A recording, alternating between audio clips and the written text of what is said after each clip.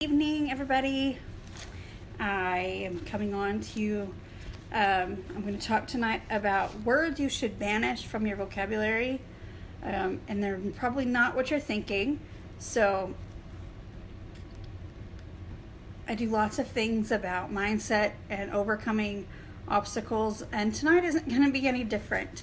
This morning in Ray Higdon's video in Rank Makers, he was talking about words that successful people don't use, and that really got me thinking about some other things along those same lines. So I'm going to share what he shared, and then I'm going to add to it a little bit, because I do think this matters for your mindset, for whatever it is you're going through. Changing the words you use can actually give you a lot of power. Words have power. So the first one that he said is frustrated. Instead of saying, "Oh, I'm so frustrated," you can be in a frustrating situation and you can feel that way, but you can also do something about that feeling. So you can stop the negative thoughts that are coming in, and you can do something positive with that negative energy. So when I get really upset and angry about something, a lot of times I will do something physical. Like I will go and clean the kitchen or clean the bathroom, or sometimes I'll take a walk, or other times I'll just I'll pull out my Bible or listen to praise music, something that switches to a different part of my brain, so that I'm not thinking about the thing that I'm mad at, and then I can focus better on what can I do to make this better? What can I do to solve this issue?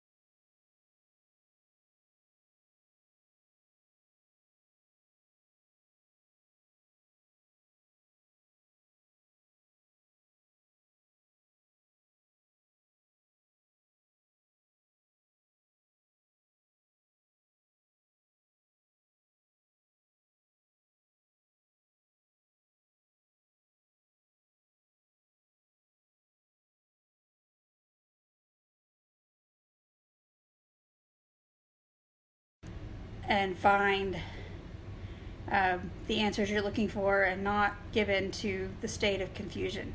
Just because you might feel temporarily confused does not mean you need to take up residence there. And the last one is disappointment. There are things in life that are going to disappoint you, but you know what? Nobody owes any of us anything.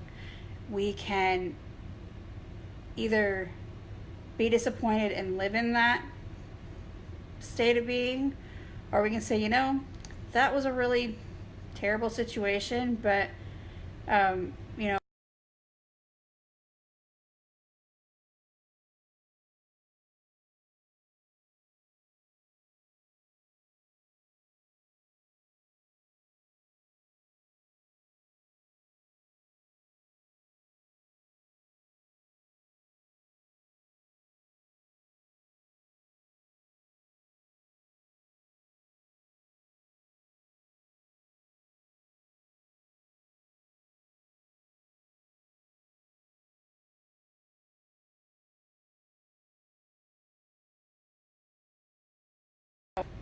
you can just end it with, "I did this," and be proud of that accomplishment. Using words like never and always. Those words are all inclusive, and they don't leave a lot of room for error. Instead, you want to, again, use terms that are measurable and that are realistic for you. So, the truth of the matter is, sometimes you're going to have good success, other times you won't. But in those other times, you know what to do to make it better. Henry Ford said that failure is just the opportunity to begin again, this time more intelligently. So I really like quotes, as you probably already figured out. Words like impossible. I mentioned Audrey Hepburn's quote a couple of nights ago about how nothing is impossible. The word itself says I'm possible.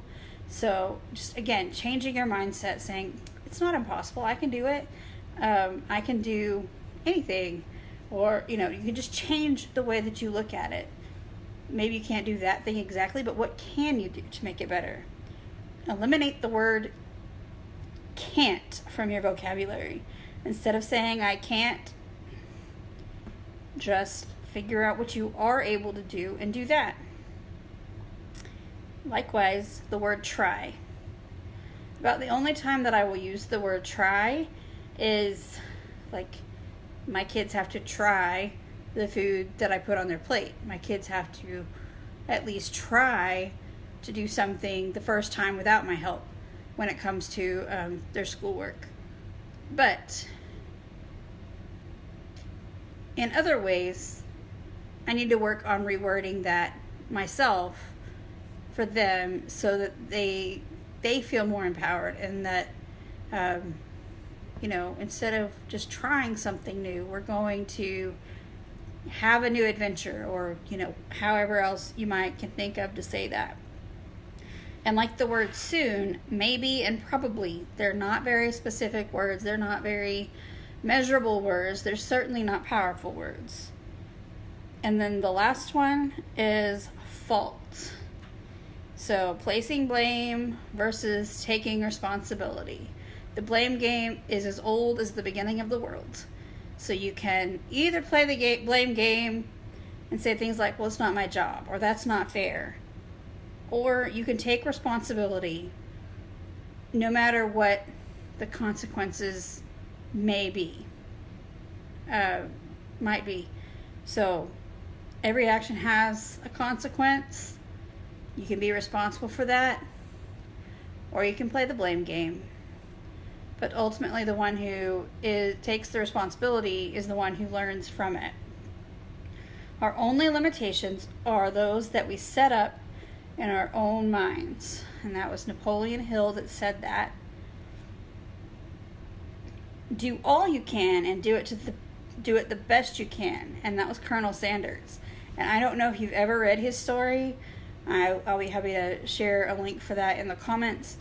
But, he had a lot of failure and a lot of not success before he became who we know and love as the KFC guy. And he was significantly older when he opened his first restaurant as well. So, I guess my final thought for you tonight comes from Dr. Seuss. And I